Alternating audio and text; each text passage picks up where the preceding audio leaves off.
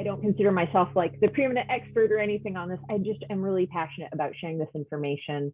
I feel like it's underreported and not enough is known about it. So I just really love to share. So just a little bit of learning tonight about FASD, and I really appreciate all of you taking the time to do this. This is a little bit about what we'll cover, some basic terminology, because the terminology can be a roadblock and can be very confusing. A little bit of context about Alaska specifically and some general sociocultural factors about prenatal alcohol exposure and FASD awareness. Some of the ways that it gets diagnosed and how that gets really complicated, partially because of the historical context. And then what do we do with that information? And the best practices section is more tailored towards clinicians, I'll admit. But I feel like it's generally useful information for anyone who's working in any capacity with people with FASDs or families who are supporting children or dependents with FASDs. The first little fact I like to drop is, again, as part of this awareness process, that 50% of pregnancies are unplanned and 50% of childbearing people drink. This is by self-report, right? So we don't know that those numbers are exactly precise. And, you know, as with all statistics, it depends on who you're asking and who's reporting that information. But if it's anywhere even near that, to me, that's just really good information to know as kind of a launching point of who's dealing with this, who knows about it, who's not aware of it, and how are we talking about this issue that is very common. So the vocabulary, this is a lot. I tried to make it kind of friendly looking, but if you have questions, please let me know. So the first thing to know is that FASD is an umbrella term. Fetal Alcohol Spectrum Disorder, or disorders, some people put a plural on that, kind of covers the spectrum of all of these other things that fall under it. That's why we're referring to it now as a spectrum and not just a single diagnosis or a single disorder. And part of the reason for that is the way it's diagnosed. There are a variety of factors that contribute to one of these diagnoses. So the full fetal alcohol syndrome, FAS, is kind of where we started when people were researching this stuff. And what we find with full FAS is growth deficits, meaning that the infant or baby is developing at a threshold of under 10% of what's normal. So pretty severe deficit. Facial dysmorphology, meaning there are some typical traits that you can see in a face affected by a fetal alcohol spectrum or syndrome specifically. Not all of the spectrum disorders show it though, so that's another complicating factor. But some of the facial dysmorphology you tend to see is a very wide philtrum and upper lip that's kind of spread out and kind of flattish, and often an increased distance between the eyes. So like if my eyes were, I can't move them, but if they were a little more spread apart, there's an extra distance here. And this area also, the bridge of the nose tends to be a little flatter as well. There are a whole host of other body effects though, that can affect wrists, can affect hands, joints, and internal organs as well. But the one that you can see, of course, most prevalently is in the face. This FAS also includes central nervous system impairment. So that's getting at the impacts to the brain, that there are actual structures that are impacted, which I feel like I can't stress enough, because often what we see is either the facial dysmorphology, if it's present, or the behaviors. And this other stuff that's going on in here is somewhat invisible unless we know to ask or there's confirmed alcohol exposure. So that other umbrella term there, prenatal alcohol exposure, you might see that around PAE. This is partially because some of these diagnoses require knowing if there was prenatal alcohol exposure, and others don't. Others, if we just see these other deficits or impairments happening, we can still fairly confidently give this diagnosis. Like, for example, FAS, the full fetal alcohol spectrum. If all of those things are very clearly visibly present, we can demonstrate them, we can do tests that show these things are present, then we don't really necessarily need the confirmation that they're from the caregiver that there was prenatal alcohol exposure, because we know there was based on all of those criteria being met. But where it gets trickier is then those things over on the left. So there's a whole, you see the spectrum there from partial FAS to alcohol-related birth defects, neurodevelopmental disorder only, and then the one on the top of that is the newest kind of catchphrase that's going around is the neurodevelopmental prenatal alcohol exposure. Basically what to know, I think, about that is again, there's these three main broad categories that get affected, and those different diagnoses depend on which ones of those are present. Or with partial FAS, it's like mostly there's FAS, we're pretty sure, but maybe it's like the hand deformation rather than the facial. So it's not perfectly lined up with FAS, but it's close. And then the prenatal alcohol exposure one, the NDPAE, is really more getting at the behavioral stuff that we tend to deal with as parents, as people who are supporting this population, as clinicians, et cetera. So that's where we're starting to see things like, oh, well, this child tested really high on IQ. Like they're really smart. They're great at social studies and reading and these other things, but they can't count money, which is very odd. Like it's a big red flag if a young child is really gifted in other ways, but there's little things like that, especially as they relate to social interaction, is what we're finding is that the central nervous system impairment makes it difficult to interact with really subtle social cues, with things like language, which, you know, we all socially create. We decide what words mean and how to agree, and we agree on how to use them. You know, we all decide, like, does this mean hello, goodbye? Does this mean I want cheese, right? It's all kind of arbitrary, but what we tend to see with people with that cognitive impairment is those things are very difficult. So then that tends to come out as difficulty self-regulating, meaning big emotions, sometimes explosive emotions, or other adaptive living problems, as in like difficulty like remembering to cook and eat every day. I think the important thing to know is FASD is the overall umbrella term. And then there's all these other possibilities underneath it. Okay. This is also, I feel like, a lot. So I'll just kind of very briefly touch on each of these things, and then y'all can let me know if there's an area you have of interest or curiosity. I do think it's interesting to know that I mean, I feel like in the history of like all the medical conditions that humans have studied and doctors have learned about, this is fairly new. Like people weren't even really looking into it until 1899. That's not that long ago. And then you can see the kind of trials and tribulations with the difficulty in categorizing, researching, and finding out more about it and how do we diagnose it. So there were these people, William Sullivan is kind of credited as initially studying it, but then we saw, you know, prohibition and all this cultural stuff happening about what is our social contract about alcohol, who's allowed to drink it, when, et cetera, et cetera. So it really put a kind of a kibosh on the studies of this. It was basically discredited. William Sullivan's research was like, oh, well, you know, we don't want to talk about that. Our culture's not going to address that right now. So we didn't see a big resurgence in the research until the late 60s. That's where we started seeing the term FAS, fetal alcohol syndrome, and people beginning to see that there were patterns, there were common patterns in these babies that were being born that all had these similar characteristics that could not be attributed to other medical conditions. Some international agencies, the IOM, Washington, University of Washington, the CDC, started then getting in on the game as recently as the 80s. And that, when I learned that, it just kind of blew my mind that we knew this was a thing. We've known it's been a thing for a while, but the interest wasn't there, or, you know, the research funding isn't there, still isn't there, according to Jan Wagaman. Like, it's very difficult to get funding for research on this population. But we did start to at least differentiate, like, oh, actually there's a whole host of different symptoms, not just the facial dysmorphology. So that's where we started getting this umbrella term of FASD. And then later on in the 90s, people actually starting to do research and breaking that down further.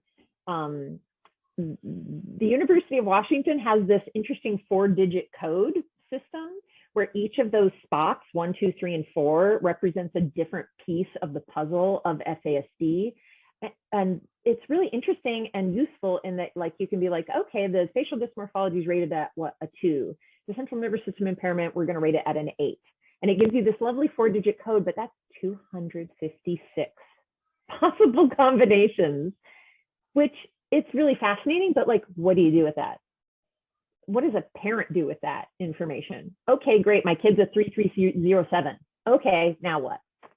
So, you know, we're getting better at things and we're learning. The diagnostic and statistical manual that clinicians use, like in psychotherapy and diagnosing mental health issues, only recently even added it in 2014 as specified other neurodevelopmental disorder. So it's not even technically in the DSM yet. It makes it very difficult then when we see kids at my clinic, at least this is what I've seen, parents bringing their kids in because typical parenting strategies don't work.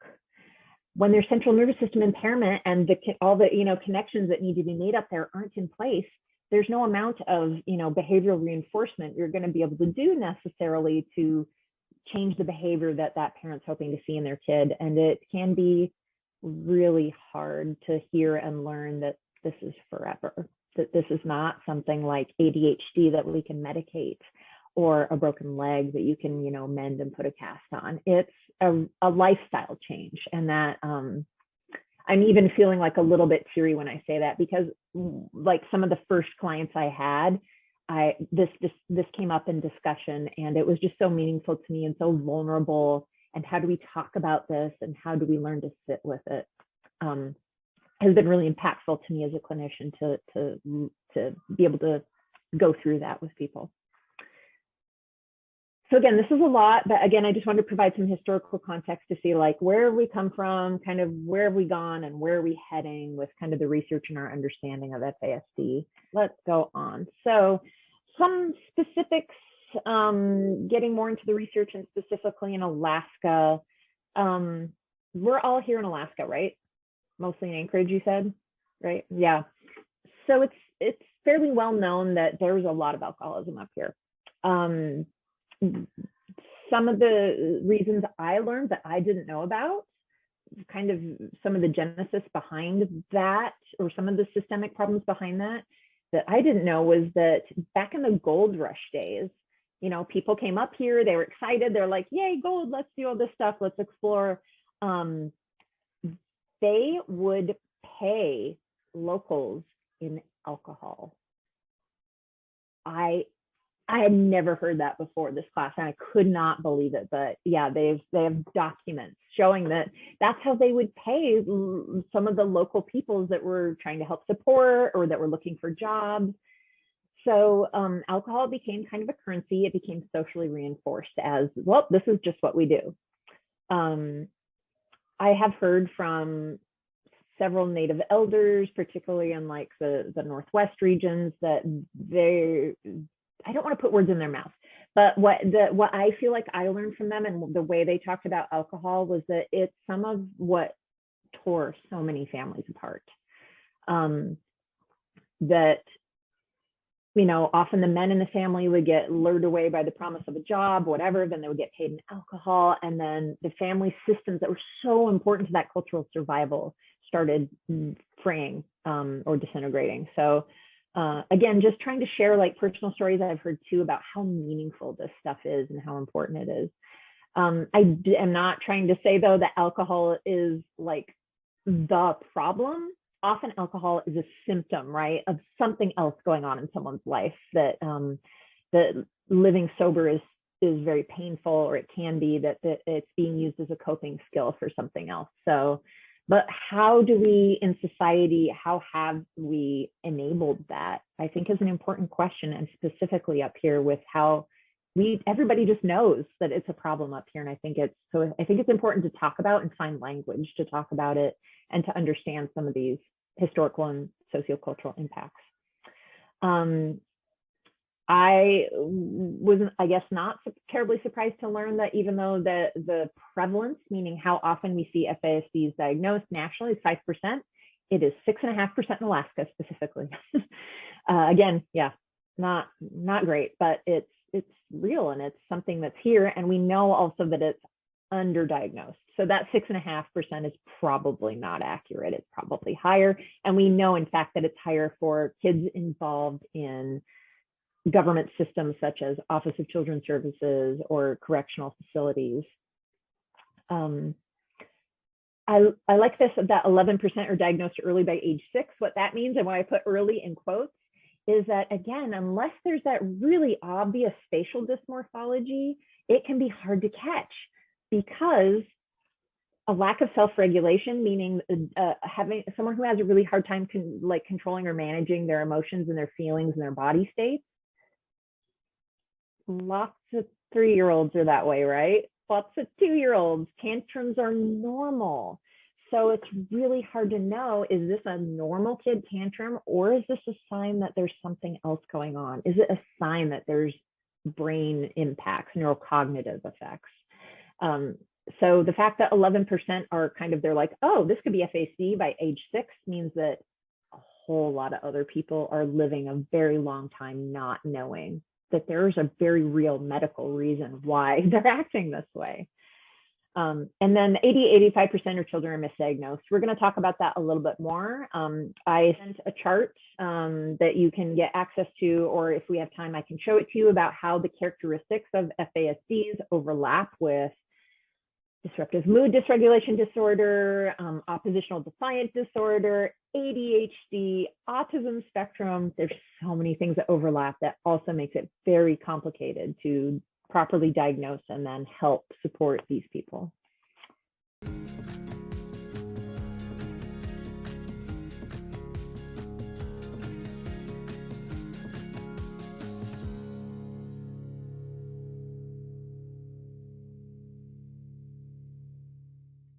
There's so many good, like, really interesting research studies that are current, that's where this information is coming from. And I do have, at the very end of this slide, share some resources. So if you're curious and you want to learn more, you want to nerd out on it, I do have some resources for you all. I just had a quick question about if there's much research around alcohol issues in, like, related to women versus men, right? Because if mom drinks, baby's going to be affected. If dad drinks, like in development in utero, if dad drinks in utero, like baby's not as affected by, if there's much research around that and like correlation between that yet that has been made. And like based on our numbers, we could say if we know 50% of this population is, like any correlations made that way, or is that something that's still happening or in progress? So with gender specifically? Yeah, just studies around, alcohol issues with gender specifically, and then using that to connect with, like, okay, well, 50% of, so in aiding in diagnosis at all, or like general understanding of the likelihood of 20% of our population in Alaska, for example, having it based on these numbers would be this. Does that make sense? Some of what I talk about on this slide may help answer your question. So let me see. And if I don't get it, ask me again. Okay. It's really interesting. So that number 4 there, I have intersections with class and race and ethnicity. I guess I had an assumption that because so many other aspects of society tend to disadvantage people of color and people of lower class, that I assumed that it would be the same for FASD, and it is not. So one of the highest prevalence rates we actually see is middle-aged white working class women. I was really shocked, especially knowing the fact that historical connection with that people were given alcohol as payment. I would have expected that maybe there's a greater impact there, but the most current research, and maybe that's not because it's not specific to Alaska, but that it has a lot to do with, I think, and this is what I gathered from Jen and her class, who we as a society say it's okay to drink, and when is it a problem? So the social drinker, right, who's just drinking at parties. Again, if 50% of pregnancies are unplanned, that means that probably most people who are drinking and pregnant don't know it.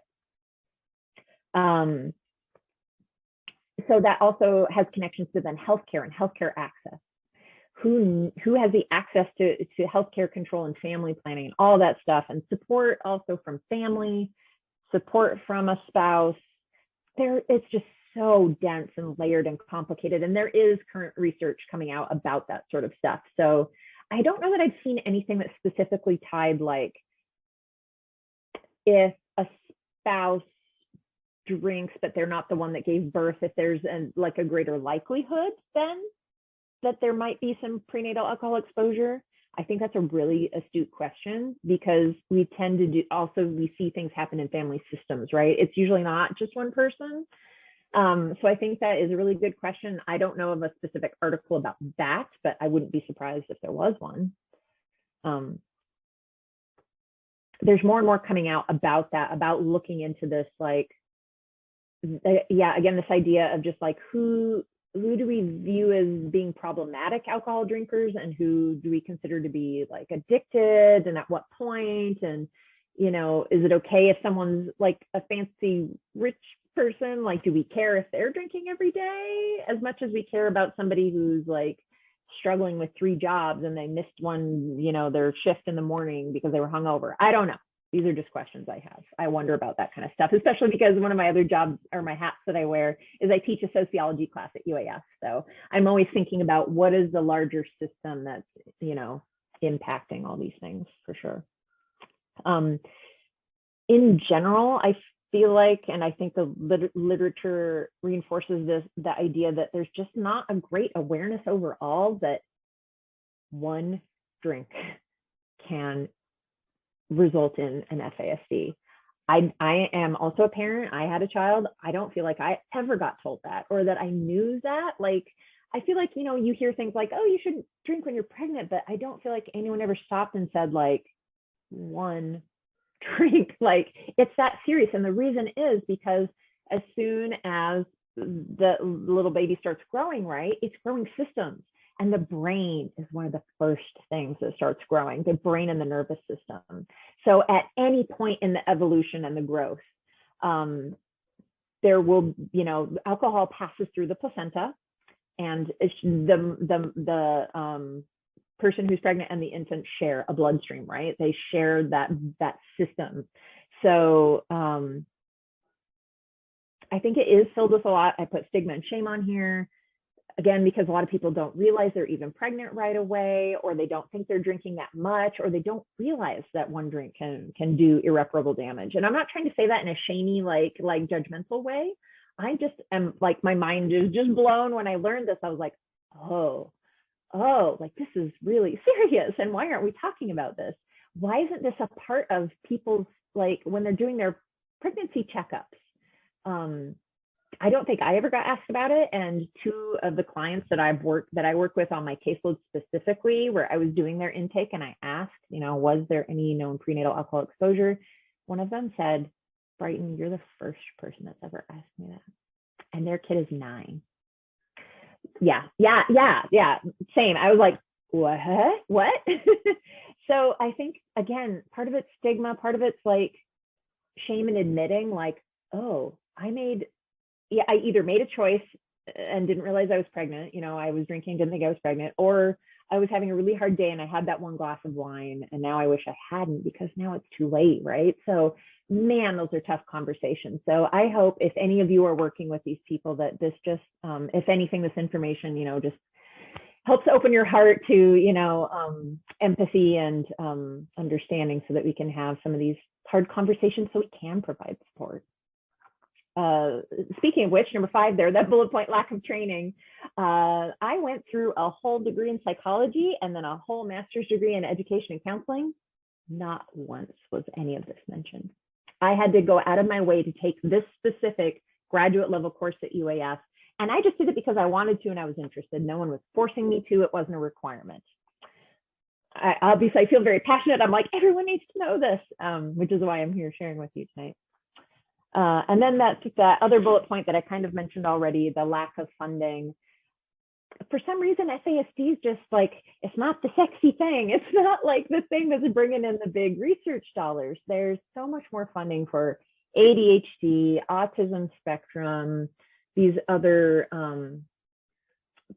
things that just get more national attention, that have maybe some celebrities behind it. So a lot of these resources that I'm presenting from today to you, this information is coming from families. There has just been this amazing wellspring of like ground level support from families who live with this, who deal with this. They're the ones leading the charge often, and I do think that's really special and really cool. So here are some of the things to look out for. This is maybe more for those of you who aren't as familiar with fetal alcohol spectrum disorders, but we can broadly kind of put it into some general physical traits, some behavior traits, some cognitive traits, and these all very much depend on the age. But it's like such a long list. Otherwise, if I was to like go age by age, this presentation would be 5 hours long. But the physical things, there's often difficulty sleeping, like falling into a normal circadian rhythm.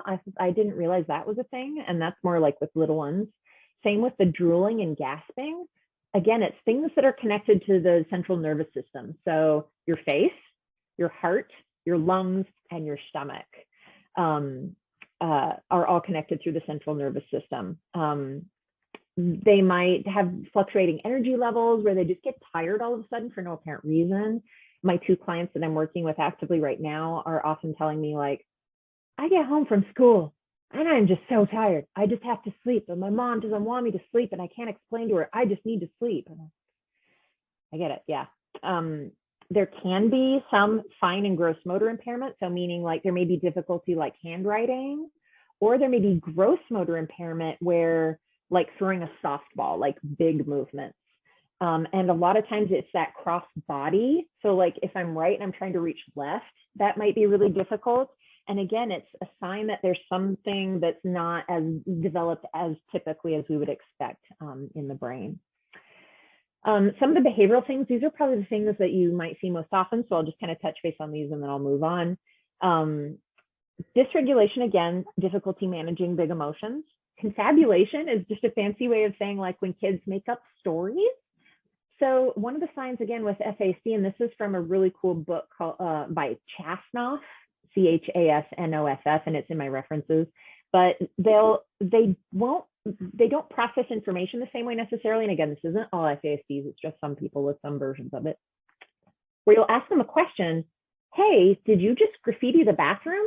And they'll be like, no, as they have the can of graffiti in their hand. And they're like, no. And you'll see that pause, and then they'll start making up a story because they can't retrieve that information. It's not because they're intentionally lying necessarily. It's because they literally they're not connecting that you just asked me about the thing I just did, and I don't know how to answer you, so I'm going to make up something.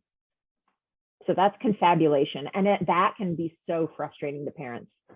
Because they're like, I literally just saw you do that. What do you mean you're telling me you didn't do that? I just watched it happen. And it's not necessarily, again, it's not their fault. It's just the way their brain's wired. The difficulty with relationships is also kind of a key. So one of the things that I've heard, watched a lot of YouTube videos on this from different researchers in FASD, they'll say that it's like, one of the signs is like the kid that either laughs too long, too loud, or laughs at inappropriate times. And that's just, again, it's just a sign of that they're the way they're processing information, especially relationships, subtle social cues, is just different.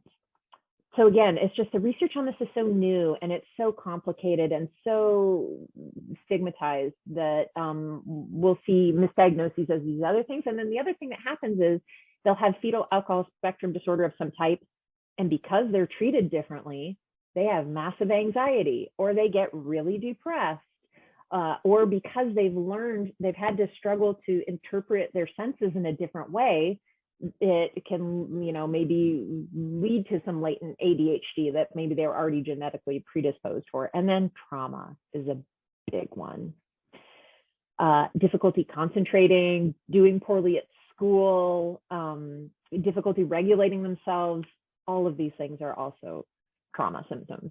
So, and then they also often go hand in hand because, again, if a parent doesn't know how to cope, and I get it, there's no manual for this, it would be so difficult, that then they often aren't treated as well or go through really hard things. So here's some best practices, and that's kind of where we end, and then we can discuss or have questions. There is a pre-evaluation screening tool that anyone can learn to use. So and this pre-screening checklist, it's just a behavioral checklist that you can go through with a caregiver or with a family or whoever's helping support a child. And if you're starting to see, if you're seeing a lot of those check marks, it might just at least lead you to ask the question, like, do we know if there was prenatal alcohol exposure? Because again, it often affects parenting practices. Typical parenting with negative and positive reinforcement may not work as well or work in the same way. So it's just good to know, even for parents, so they can adjust. Team-based wraparound services is heavily indicated. Again, this is not something that goes away, it's permanent. So we do need to figure out, like, how do we best support that individual throughout the lifespan? What tends to happen is they'll get involved in the school services if there's significant, like a cognitive delay or big behaviors that they're noticing, and they get caught in that net and they get an IEP or whatever, and then school ends. Then what? So few resources for late adolescents, early adults, and older adults dealing with FASD. Environmental modifications then. So if typical positive negative reinforcement isn't working so well, what do we do? Well, one of the biggest things is the parent-based research again is showing is we modify the environment around the child. We make it more conducive that they can learn those functional adaptive living skills and be healthy and happy. Maybe you don't expect them to ever cook dinner. That just may not be something that's in the realm of possibility. But so instead of focusing on the negative of what they can't do, focusing on positive things of what they can do. Sometimes this means respite for caregivers. Sometimes they do genuinely just need a break. I would definitely encourage you all, if I'm not sure how you interact with those other types of services, or if your service does provide respite, but that's basically just how can caregivers get some self-care. Maybe someone comes in and spends a Saturday with the child working on some skills while the parent, like, I don't know, takes a nap, whatever they want to do. I did mention, like, traditional parenting skills tend not to work as well, but there is research showing that constant, very reinforced structure and routine does help. But that means every single day, forever. And that can be a hard pill to swallow. So that means no slacking off on the weekend. That means no, like expecting something different just because you decide to take the family to Disneyland. It doesn't mean you don't go to Disneyland. It just means you need to find a way to replicate that routine and that repetition every day for the child, even though you're on vacation. Attachment and co-regulation are important. So what is that caregiving base like? How is the caregiver learning to attune to the needs of the child through their behaviors and understanding the underlying message or communication behind the behavior? So just because kiddo, picked up something and they were mad and then they threw it and they broke it, a caregiver that can, be settled within themselves and at peace, or have some kind of, state of calm or a way to get to calm, so that they can, understand that the kid didn't do that on purpose, or they didn't do it to be mean or to break the thing. Maybe they're really tired and they just didn't know how to say, Mom, I'm tired, or whatever, Small, discrete instructions. So again, one of my clients, the parent and the child were trying to work on the skill of cooking dinner together, like having positive quality time together. And she said something like, I told him, put the water in the pot, put the pot on the stove, and turn the burner to medium or whatever. That was too much. That was too many things. It needs to be, get the pot, wait for them to get the pot, put water in the pot, wait for them to do that part. And then, slowly one at a time. And this is also from the Chasnoff book that I mentioned, which was primarily oriented to educators. She was writing it more for, like, how do teachers help support children with FASD and trauma in the classroom? And that was one of her big takeaways. Early intervention and long-term case management. As soon as we can figure out that this is a thing, getting a proper diagnosis so that we don't waste time, trying to treat autism that isn't autism, or ADHD that isn't really ADHD. And then again, what do we do long-term? What's the long-term plan? Frequent movement breaks are indicated, which I'm all about. My specialty in practice is dance movement therapy. So I'm all about somatics and movement. So I love movement breaks. I love the idea of movement breaks. And I think the fact that we expect kids to sit still and listen in a classroom for 8 hours is gross, but that's just me. So I mentioned the comparing IQ to adaptive functioning. Again, that's the kid who like doesn't score low enough on an IEP to maybe get learning disability-based services at school, but there's clearly something going on. Like there's something that's affecting them. They can't regulate in the classroom. They're all over the place, or they're totally shut down. They don't have normal relationships with peers. They're always getting in trouble. Sometimes that's because they just want to be liked, right? They want, they're tired of being treated differently. And maybe the school hooligans are the ones that gave them attention. So looking at the disparity between their intellectual level and then other actual level of general going about daily life is important. Because I feel like sometimes too, what the research was indicating was that they like get treated like they're developmentally delayed, and some of them are, but some of them are not. Some of them are incredibly smart and could ace a college class, but will they understand that they need to do the test by Tuesday is another story, right? They turned it in Wednesday, they did great on it, they don't understand why they got a bad grade. This graphic here is about the paradigm change. So this was posited in an article by Henry Sloan and Black Pond, where they're talking about this, like, okay, if we're treating a kid, let's say a kid's being angry in the classroom and screaming and cussing at people, if we consider them to be willfully disobedient, immediately that leads to a power struggle.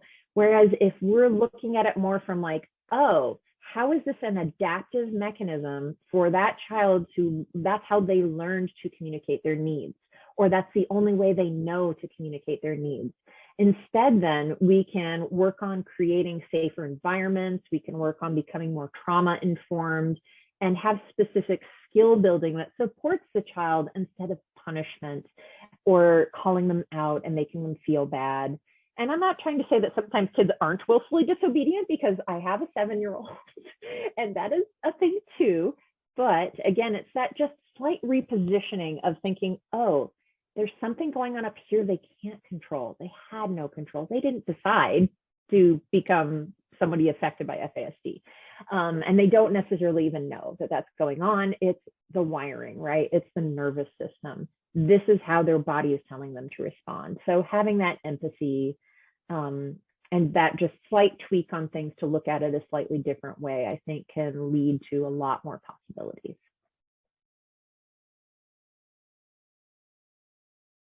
I have a question. So our program is a mentorship program. And so we do provide case management to, get services as things are needed. But some of the clients who come to us are young adults or already adults. What could we notice, like, are the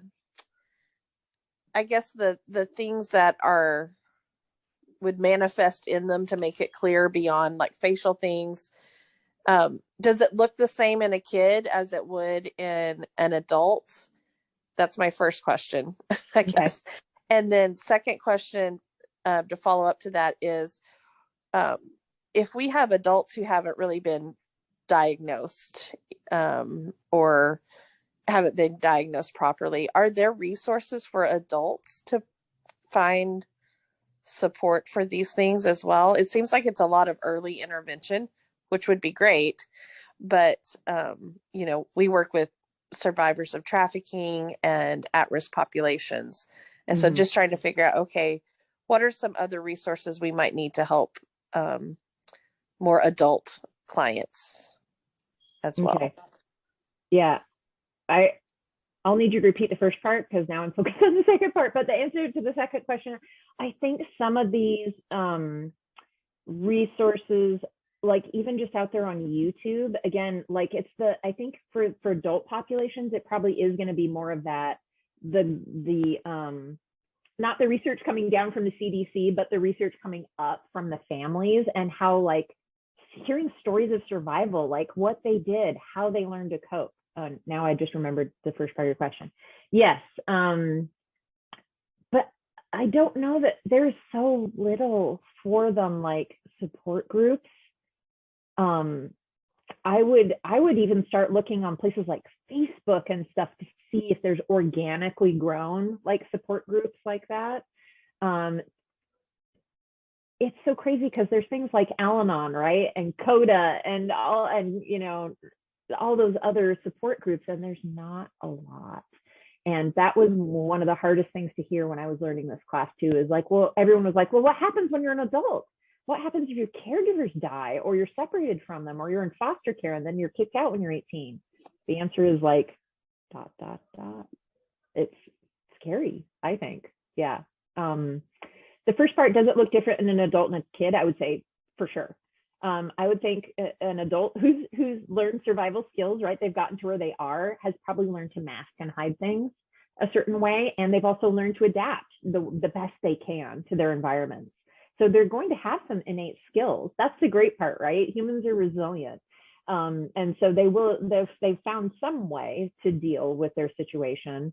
So I think if I were to, like, say, I don't know, be working with adults instead of kids like I do now, I would do a lot of strength finding, find out what they're good at, find out what they love, and find out then again, how do we adapt the environment to better support them?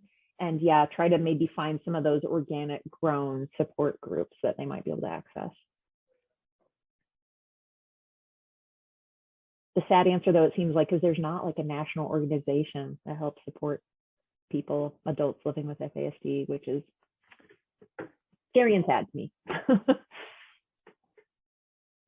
Right, and you mentioned earlier, and I apologize if I missed this, but even just like one drink or one drink of alcohol, like if that does pass through the blood, is there any kind of like spectrum or correlation that's been researched enough that can be supported to say like, okay, well, depending on when in utero that happened and like quantity, how that affects severity of symptoms? Mm-hmm.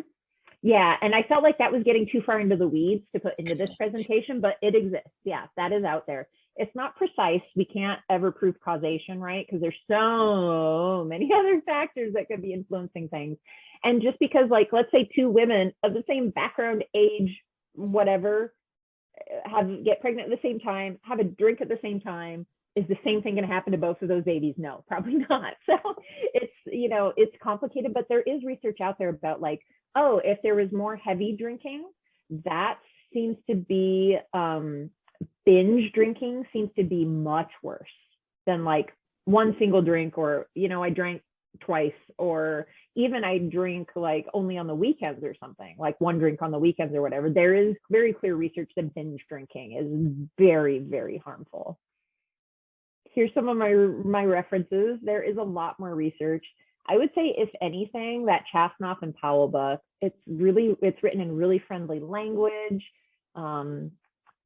very useful. I read the whole book front to back, and yeah, maybe I'm just kind of a geek that way, but I found it interesting. And then a lot of these other, the parent-based resources, like the families dealing with that they've come up with, I think are also super helpful and useful, like short little YouTube videos, like somebody like maybe like a 16-year-old living with FAS that then talks to the camera, like, this is what I deal with. So to help combat some of that stigma and combat some of the loneliness, I think that can happen too. So some great resources out there. Thank you all so much for your time and your attention.